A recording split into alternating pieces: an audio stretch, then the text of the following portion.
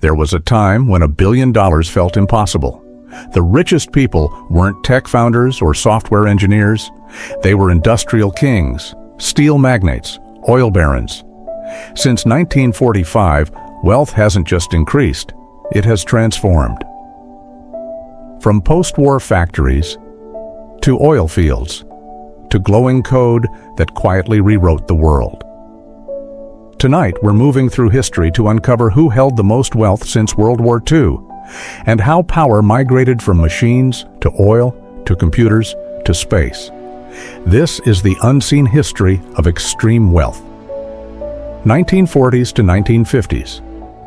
Industrial power Henry Ford and the Ford Empire. Peak worth $2 billion then, $30 billion today. Ford didn't just make cars. He engineered modern capitalism itself. Assembly lines, mass production, entire cities built around his plants. At one point, Ford produced half of all cars on Earth. But as industry stabilized, a darker source of wealth emerged. Oil, 1950s to 1970s. The oil monarchs, J. Paul Getty, the richest man alive for decades. Peak worth, $4 billion then, $40 billion today.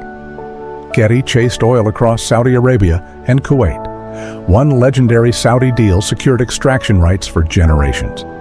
Yet, despite unimaginable wealth, he was brutally frugal. Payphones in his mansion, haggling over pennies. Even hesitation when his grandson was kidnapped. He once said, "The meek shall inherit the earth, but not its mineral rights." But oil wouldn't rule forever. The next explosion came from the east. 1980s. Japan's invisible billionaire Yoshiaki Tsutsumi, the richest human on the planet. Peak worth $20 billion to $50 billion today. Outside Japan, no one knew his name. Inside, he controlled everything: railways, resorts, real estate. At the height of Japan's bubble, the land beneath Tokyo's Imperial Palace was worth more than all of California. When the bubble burst, this era vanished overnight.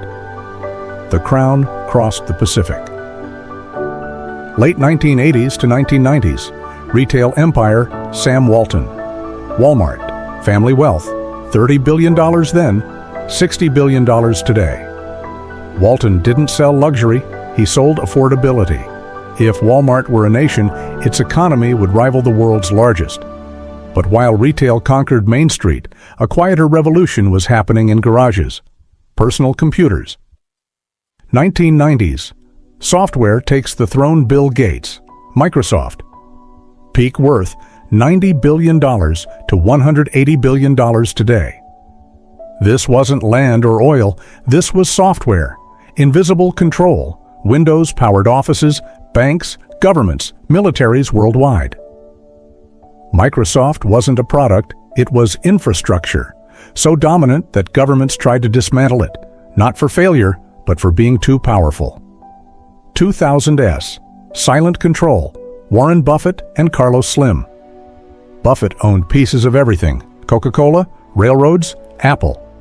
Carlos Slim controlled telecom across Latin America. Peak, $75 billion. Modern empires don't need walls, they need signal. Then everything accelerated. 2010s to today. The age of titans, Jeff Bezos, Amazon. Peak worth $200 billion. Amazon didn't compete with stores, it replaced them. And AWS? It powers the internet itself. Elon Musk. Peak worth $320 billion, the largest fortune ever recorded. Rockets, satellites, electric vehicles, Mars. Bernard Arnault. LVMH. Luxury as a financial weapon. Today, people don't just buy products, they buy meaning. Bezos controls movement. Musk controls tomorrow. Arnault controls desire. Conclusion. Factories, oil, software, platforms, space. Wealth never disappears. It mutates. The richest don't just hold money, they command systems, energy, transportation, communication, computation. And the next shift has already begun. AI, quantum machines, neural interfaces, private space economies. The next trillionaire may never sell a product. They may sell intelligence, or perception, or access to reality itself. So the real question isn't who is richest today. It's this: who controls the future? Leave your prediction for 2030 below. The next empire is already under construction. The game never ends.